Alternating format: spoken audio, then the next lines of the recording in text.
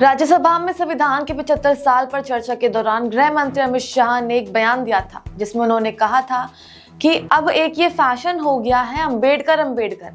इतना नाम अगर भगवान का ले लेते तो 7 जन्मों तक स्वर्ग मिल जाता। और साथ ही उन्होंने पूर्व पीएम पंडित जवाहरलाल नेहरू पर जमकर बरसे। अपने लंबे जवाब में श्रेष्ठ आक्रामक तेवर में कहा कि केंद्र मोदी सरकार यूनिफॉर्म सिविल कोड को देश के सभी राज्यों में लागू करेगी। शाह ने कहा कि उत्तराखंड में उनकी सरकार इसे ला चुकी है और इसे अभी भी समीक्षा की प्रक्रिया से गुजरना है। यानी अगर इसे साफ शब्दों में कहें तो भारत के सभी राज्यों में यूसीसी लेकर आएंगे। अब अमित शाह की इसी टिप्पणी पर विपक्षी दल जो है भड़क गए हैं। सभी पार्टियों के नेताओं ने अपनी अपनी प्रतिक्रियाएं, अपने अपने बयानों को सामने रखा और ये मामला इतना ज्यादा गंभीर हो गया है कि राहुल गांधी के ऊपर एफआईआर तक दर्ज हो गई है। राहुल गांधी के ऊपर झूठे आरोप लगाए जा रहे हैं केवल और केवल विधानसभा चुनाव के चलते। ये तो आप सभी को पता है कि दिल्ली में विधानसभा चुनाव बिल्कुल नजदीक है और इसी के चलते नेता प्रतिपक्ष राहुल गांधी के ऊपर ऐसे गंभीर आरोप लगाए जा रहे हैं। क्या बीजेपी चुनाव जीतने के चलते इतना गिर सकती है? क्योंकि भाजपा ये पहली बार नहीं कर रही है, ये दूसरी बार है जब चुनाव में कांग्रेस के ऊपर ऐसे गंभीर आरोप लगा दिए गए हैं। इससे पहले लोकसभा चुनाव में कांग्रेस के ऊपर भारी भरकम आरोप लगाए गए थे। आइए देखते हैं कि पूरा मामला क्या है, किस वजह से राहुल गांधी के ऊपर इतने गंभीर आरोप लगाए जा रहे हैं। उनके खिलाफ एफआईआर तक दर्ज हो गई है। नमस्कार, मैं मोनिका और आप देख रहे हैं न्यूज़ 1+, सत्य, साहस और सेवा के साथ सिर्फ सच।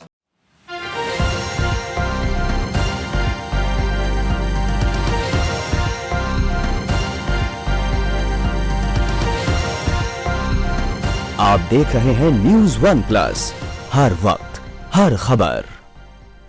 राज्यसभा में संविधान के 75 साल पर चर्चा के दौरान गृह मंत्री अमित शाह ने एक बयान दिया था, जिसमें उन्होंने कहा कि अभी एक ये फैशन हो गया है कि अंबेडकर। इतना नाम अगर भगवान का ले लेते तो 7 जन्मों तक स्वर्ग प्राप्त हो जाता। और साथ ही उन्होंने पूर्व पीएम पंडित जवाहरलाल नेहरू पर जमकर बरसे। अपने लंबे जवाब में शहन आक्रामक तेवर में कहा कि केंद्र की मोदी सरकार यूनिफॉर्म सिविल कोड को देश के सभी राज्यों में लागू करेगी। शाह ने और साथ ही ये भी कहा कि उत्तराखंड में उनकी सरकार इसे ला चुकी है और इसे अभी भी समीक्षा की प्रक्रिया से गुजरना होगा। यानी इसे अगर साफ शब्दों में कहें तो भारत के सभी राज्यों में यूसीसी लेकर आएंगे। अब अमित शाह की इसी टिप्पणी पर विपक्षी दल भड़क गए हैं। सभी पार्टियों के नेताओं ने अपनी अपनी प्रतिक्रियाएं, अपने अपने बयान देना शुरू कर दिया और ये मामला इतना ज्यादा गंभीर हो गया कि राहुल गांधी के ऊपर एफआईआर तक दर्ज हो गई। राहुल गांधी के ऊपर झूठे आरोप लगाए जा रहे हैं केवल और केवल विधानसभा चुनाव के चलते।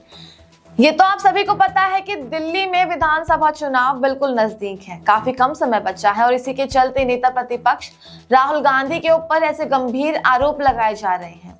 क्या भाजपा चुनाव के चलते इतने गंभीर आरोप लगा रही है? ये मामला राज्यसभा से शुरू हुआ। आप सभी को पता है कि राज्यसभा में संविधान के 75 वर्ष पर चर्चा हो चुकी थी और चर्चा के दौरान गृह मंत्री अमित शाह ने बयान दिया था, जिसमें उन्होंने कहा था कि अब ये फैशन हो गया है कि अंबेडकर।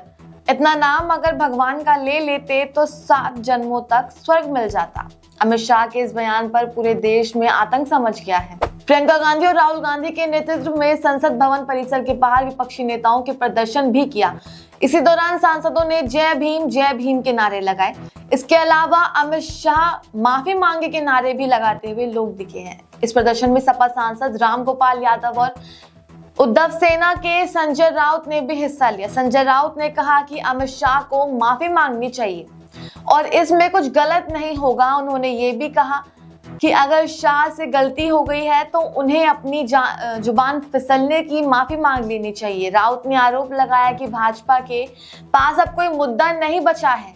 उन्होंने बोला कि अमित शाह देश के गृह मंत्री हैं और अगर उन्हें डॉक्टर भीमराव अंबेडकर के खिलाफ कुछ गलत कहा है तो माफी मांगने से कोई अपराध नहीं होगा। भीमराव अंबेडकर वो महान हस्ती हैं जिन्हें लोग भगवान की तरह मानते हैं। उन्होंने भारत के पिछड़े समाज को गरिमा दी है और लोग उन्हें भगवान से भी ऊंचा मानते हैं। अगर उनके खिलाफ गलत शब्द कहे गए हैं तो माफी मांगनी चाहिए।